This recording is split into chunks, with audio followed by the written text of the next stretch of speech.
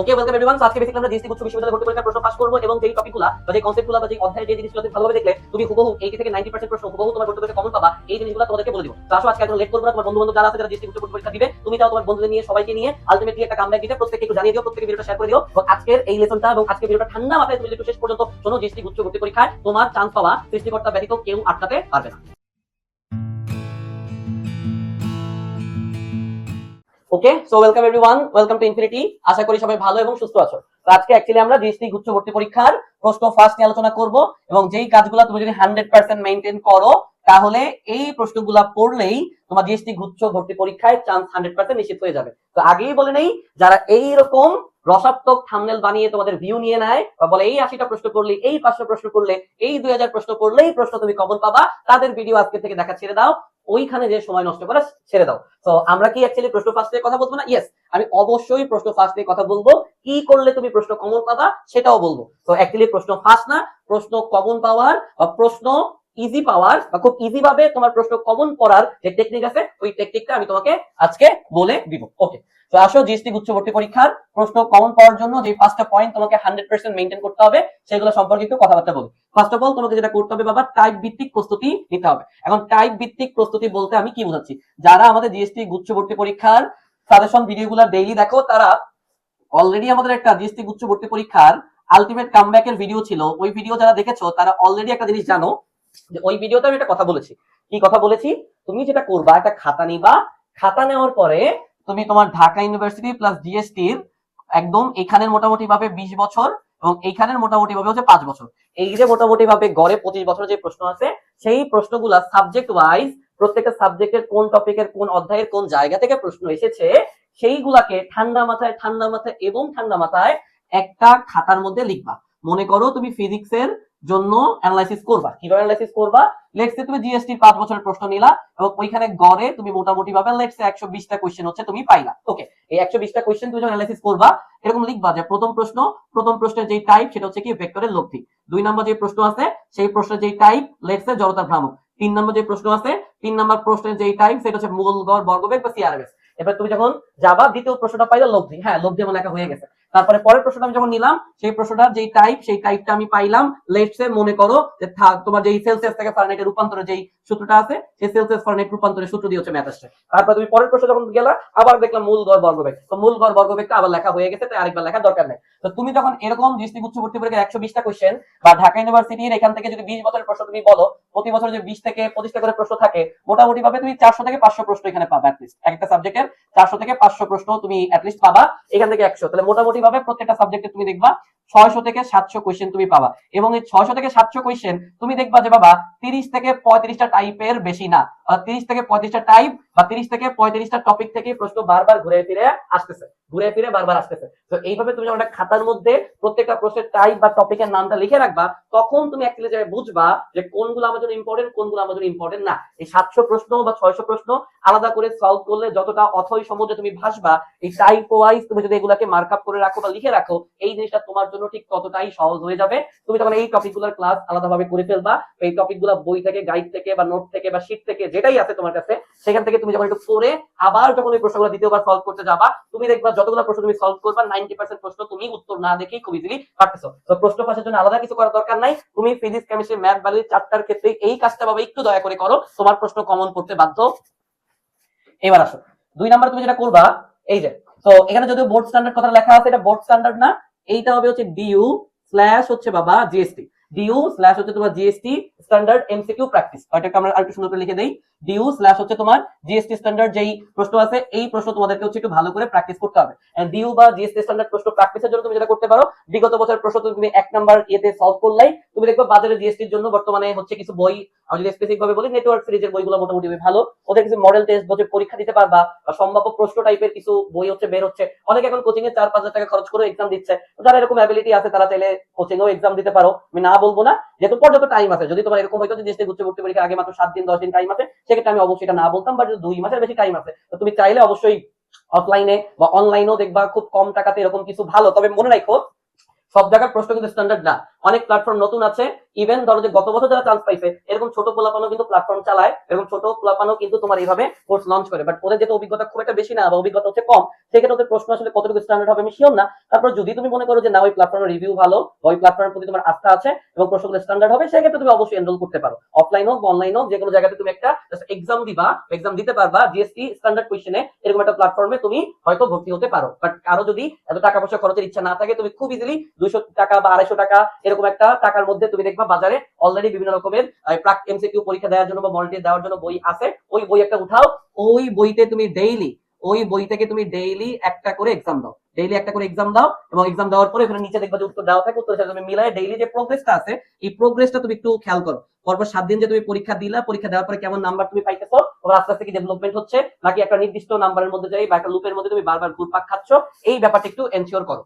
তো তুমি যদি দেখো যে তোমার ভর্তি পরীক্ষার নাম্বার বাড়তেছে না, তুমি দেখা গেল ডেইলি পরীক্ষা দিলে 100-এর মধ্যে 50, 48, 51, 52, 47.5, 49.25 এরকম লুপের মধ্যে তুমি আটকে যাচ্ছ, সেই ক্ষেত্রে তোমাকে যে ডিসিশন নিতে হবে যে কোন কোন প্রশ্নগুলো আমি বারবার ভুল করতেছি, ওই প্রশ্নগুলো তুমি একটু খেয়াল করবা বা টপিকগুলো লিখে ওইগুলো সম্পর্কে একটু ক্লাস করে ওগুলো বস হয়ে আবার পরীক্ষা দিবা। তখন যে নতুন পরীক্ষাগুলো তুমি দিবা ওইখানে তোমার ইমপ্রুভমেন্ট হচ্ছে কিনা বা মার্কের পরিমাণটা 5 মার্ক 7 মার্ক আগের থেকে বাড়তেছে কিনা, তো এইভাবে নিজের প্রোগ্রেসটা নিজেকেই মেক শিওর করতে হবে। ওকে, আসো আমাদের 3 নম্বর পয়েন্ট। 3 নম্বর পয়েন্ট আমরা যেটা বলতেছিলাম বিগত বছরের প্রশ্নের যে রিপিটেশন, এই রিপিটেশন সম্পর্কে তোমাকে ভালো একটা আইডিয়া রাখতে হবে। অর্থাৎ তোমার যদি রিপিট প্রশ্ন কমন পড়ে বাবা, ওইটা তুমি যদি না পারো, তোমার বন্ধুরা যদি পারে, তোমার সিরিয়াল মেলা পিছায় যাবে। একটা কথা মনে রাখবা, যে প্রশ্নটা ইজি, যে প্রশ্নটা সবার জন্যই কমন, এরকম একটা প্রশ্ন তুমি যদি সলভ করতে না পারো, তোমার সিরিয়াল পিছায় যাবে 10,000। আর যেটা সবাই পারবে সেইটা তুমি পারলে তোমার খুব একটা লাভ হবে না, সিরিয়াল একটু আগাবে। এই জন্য অ্যাডমিশন টাইমে আমি একটা কথা বলি যে প্রতিটা অ্যাডমিশন ভর্তি পরীক্ষায় এমন 2টা 4টা 5টা প্রশ্ন থাকে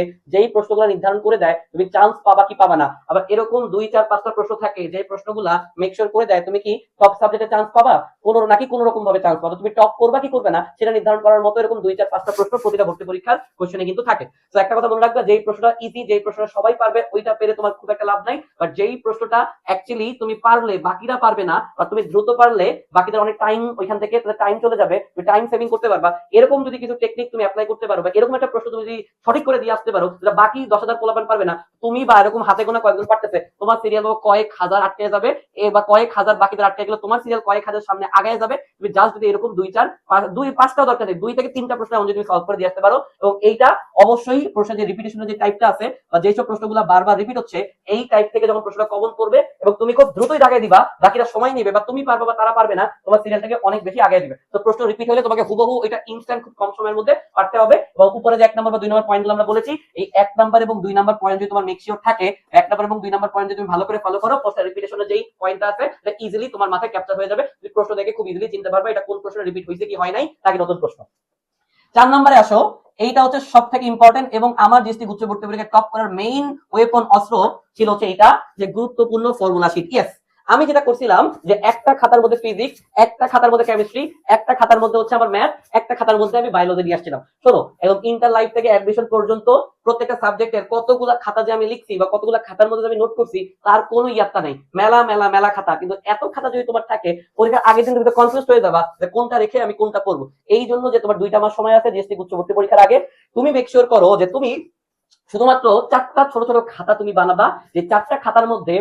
তোমার ফিজিক্সের যা যা লাগবে দৃষ্টি উচ্চ ভর্তি পরীক্ষার জন্য সব থাকবে, কেমিস্ট্রি খাতার মধ্যে তোমার যা যা লাগবে সব থাকবে, ম্যাথ খাতার মধ্যে তোমার যা যা লাগবে টাইপ ওয়াইজ সব থাকবে, বায়োলজির ক্ষেত্রেও মোটামুটি ভাবে খাতা বানানো একটু কঠিন, বাট বায়োলজির ক্ষেত্রে চেষ্টা করলে হয়তো বানানো সম্ভব, বা বায়োলজির জন্য মোটামুটি ভাবে তুমি মেইন বই ভালো করে দেখো। তোমার বোটানির জন্য হচ্ছে হাসান স্যারের বইটা, এবং তোমার যেই জুলজি আছে জুলজির জন্য হচ্ছে তোমার আজমল স্যারের বইটা, তাও না, বাট ফিজিক্স কেমিস্ট্রি এবং ম্যাথের ক্ষেত্রে 3টা খাতা অবশ্যই মেক শিওর করতে হবে। এই 3টা খাতার থেকে তোমাকে যেটা বানাইতে হবে পরীক্ষার মোটামুটি ভাবে 7 দিন বা 15 দিন আগে, সেটা নাম হচ্ছে ফর্মুলা শিট। অর্থাৎ এই ফর্মুলা শিটটা তুমি কিভাবে বানাবা, তুমি লেটস সে ভেক্টর যে অধ্যায়টা, এটা মোটামুটি তোমার একটা খাতার মধ্যে 15 পেজ বা 20 পেজের মধ্যে তুমি পুরোটা নোট করে ফেলছো, এবং তুমি শিওর মোটামুটি ভাবে এখানে তোমার জিএসটির জন্য যত রকমের টাইপ লাগবে, যত রকমের ম্যাথ লাগবে সবকিছু আছে। এই 15 বা 20 পৃষ্ঠাকে তোমাকে 2 পৃষ্ঠার মধ্যে হচ্ছে কনভার্ট করতে হবে। অর্থাৎ ওই যে 15 বা 20 পেজে তুমি ভেক্টরে যা যা কিছু লিখছিলা, ওইগুলা করার ক্ষেত্রে যে যে ফর্মুলাগুলো তুমি ইউজ করছিলা এবং যে যে শর্টকাট তুমি ইউজ করছিলা, অর্থাৎ এই ফর্মুলা শিটের মধ্যে তোমার বেসিক খাতা থেকে 2টা জিনিস এনে লিখে রাখতে হবে আলাদাভাবে, সেটা হচ্ছে ফর্মুলা প্লাস হচ্ছে স্পেশাল শর্টকাট। এইভাবে তোমার প্রত্যেকটা অধ্যায়ের একটা বা দুইটা পেজ এরকম ফর্মুলা শিট রেডি থাকতে হবে, যেইটা তোমাকে অ্যাকচুয়ালি জিএসটি গুচ্ছ পড়তে পরীক্ষা 7 দিন আগে, 3 দিন আগে, 1 দিন আগে বা 2 দিন আগে যে সময়টা আছে ওই টাইমে তোমাকে হেল্প করবে। ওই টাইমে আর তোমার ডাউটফুল লাগবে না, বা ওই টাইমে তোমাকে মানে ওই টাইমে তুমি কোনো কনফিউশনে থাকবে না যে জিএসটি গুচ্ছ পড়তে পরীক্ষা 1 দিন বা 2 দিন আগে রিভিশন ম্যাটেরিয়াল হিসেবে আমি কি দেখবো, আমি অথই সমুদ্রের মতো যা আছে সব পড়ে বেড়াবো নাকি প্রিসাইজ ফর্মুলা শিট পড়বো। এই ফর্মুলা শিট থেকে তোমার প্রশ্ন কমন করতে বাধ্য, বিকজ লাস্ট টাইমে যেটা হয় যে আমরা পড়তে মাথা এত বেশি জ্যামড বা এত বেশি ওভার ক্রাউডেড হয়ে যায় যে আমরা অ্যাকচুয়ালি মেইন জিনিস কোনগুলা বা একদম মেইন সময় যায় তুমি দেখবা একটু যেন সূত্রটা মনে পড়তেছে না, টাউ ইকুয়াল কি আই আলফা নাকি টাউ ইকুয়াল হচ্ছে এফ আলফা, লেটস সে আর কি কথার কথা ভি ইকুয়াল ওমেগা নাকি ওমেগা ইকুয়াল ভি আর, এইসব কনফিউশনে তুমি ভুগবা না যে তোমার ফর্মুলা শিটটা খুব সুন্দরভাবে বানানো থাকে, বুঝতে পারছো? এই ফর্মুলা শিটটা তোমাকে কখন বানাইতে হবে, মোটামুটি ভাবে জিএসটি গুচ্ছ পড়তে পরীক্ষা লেটস সে 15 দিন আগে, এবং এই যে এখন থেকে মোটামুটি ভাবে যে 1 মাস বা 1.5 মাস বা হচ্ছে প্রায় অলমোস্ট নিয়ার 2 মাসের মতো যে টাইমটা আছে, এই টাইমের মধ্যে তুমি ট্রাই করো যে তুমি সবকিছু বাদ জিএসটি গুচ্ছ পড়তে পরীক্ষার জন্য ফিজিক্সের জন্য একটা খাতা, কেমিস্ট্রির জন্য একটা খাতা, ম্যাথের জন্য একটা খাতা বানাইতে, সেই খাতায় জিএসটির জন্য যা যা আছে সবকিছু ম্যাথ সহ টাইপ সহ সবকিছু লেখা থাকবে। তো এই খাতা থেকেই তুমি জিনিসগুলোকে বাদ দিয়ে কাটসাট করে ফর্মুলা এবং স্পেশাল শর্টকাট গুলা ওই ফর্মুলা শিটের মধ্যে লিখে ফর্মুলা শিটটা বানাবা, যেটা তোমার একদম জিএসটি গুচ্ছ পড়তে পরীক্ষার চান্স পাওয়ার একটা গোপন অস্ত্র হিসেবে কাজ করবে। এবার আসলে আমাদের 5 নাম্বার পয়েন্ট, অধ্যায় ভিত্তিক কনসেপ্ট ম্যাপিং। এই অধ্যায় ভিত্তিক কনসেপ্ট ম্যাপিং এর জন্য তোমরা অ্যাকচুয়ালি উদ্ভাসের যেই বইগুলো আছে, উদ্ভাসের বইগুলো একটু ফলো করতে পারো। উদ্ভাসের বইগুলো ফলো করার কথা আমি কেন বলতেছি, উদ্ভাসের বইগুলোতে তুমি দেখবা, সেটা যদি সিম্পল একটা উদাহরণ দেই, মনে করো যে তোমার এইচএসসি এর, এটা আমি লিখে দেই এখানে, হ্যাঁ এইচএসসি এর লেটস সে যে কোশ্চেন ব্যাংকটা আছে,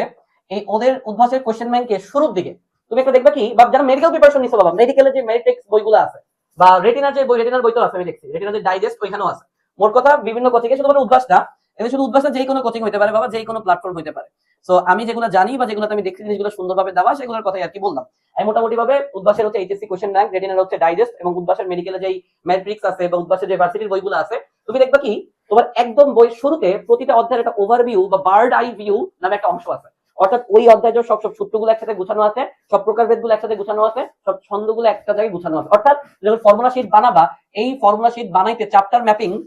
বা কনসেপ্ট ম্যাপিং এর যে জিনিসটা আছে, যেটা তুমি এই যে বইগুলো আমি বললাম, ওই বইগুলো শুরুর দিকে যে জিনিসগুলো আছে ওইখান থেকে হেল্প নিয়েও কিন্তু তুমি তোমার নিজের হাতে ফর্মুলা শিট লিখে বানাইতে পারো। এখন বলতে পারো ভাই আমাদের তো বইতেই বা স্যার আমাদের বইতে তো অ্যাকচুয়ালি এগুলো আছে, তাহলে কষ্ট করে আবার বানানোর কি দরকার? দেখো বাবা, জিএসটি গুচ্ছ ভর্তি পরীক্ষার আগে বা আগের দিন তুমি অতগুলো বই নিয়ে নাড়াচাড়া করার থেকে নিজের হাতে লেখা একটা A4 কাগজের মধ্যে কালার পেন দিয়ে তুমি যখন নিজের মতো করে ফর্মুলা শিটটা বানাবা বা ফর্মুলা শিটটা লিখবা, তুমি এইটুকু 100% এনশিওর থাকতে পারো ওইটা তোমাকে ওই বইয়ের থেকে বেশি হেল্প করবে, বিকজ এটা নিজের হাতে লেখা হয়, নিজের লেখাটা নিজের কাছে নিজের থেকে ভালো অন্য কেউ বুঝবে না বা বুঝতে পারে না। তো প্রত্যেকটা অধ্যায়ে তুমি ফর্মুলা শিটটা মেক শিওর করবা বা বানাবা, এবং এইখানে এমন ভাবে তুমি বানাবা যাতে এখানে সবথেকে ইম্পর্টেন্ট তথ্যগুলো, সবথেকে ইম্পর্টেন্ট সূত্রগুলো, সবথেকে বারবার রিপিট হওয়া জিনিসটা বা সবথেকে ইম্পর্টেন্ট ইনফরমেশনটা বা যে প্রশ্ন বারবার আসতেছে বা যে ছন্দটা বা টেকনিকটা তুমি মনে রাখলে তুমি বাকিদের থেকে প্রশ্ন খুব দ্রুত সলভ করতে পারবা, এই জিনিসটুকুই যাতে ফর্মুলা শিটে হচ্ছে থাকে। তো এই 5টা টেকনিক যদি ফলো করো বাবারে, তোমাকে প্রশ্ন কিনেও পরীক্ষা দিতে হবে না, কোনো আসো আমার ক্লাস করো এই শিটটা নিয়ে পড়ো, 80টা প্রশ্ন কমন, 90টা প্রশ্ন কমন, এমন কোনো ফাঁদে পড়তে হবে না। শেষ সময় পরীক্ষার আগের দিনে তুমি দেখবা 500 টাকা 200 টাকা 1000 টাকা ফ্রিতে এরকম প্রশ্ন বিক্রি হয়, এরকম কোর্স বিক্রি হয়। বাবারে একদিন আগে 2 দিন আগে কোর্স কিনে এই প্রশ্নগুলো তোমার কি লাভ হবে,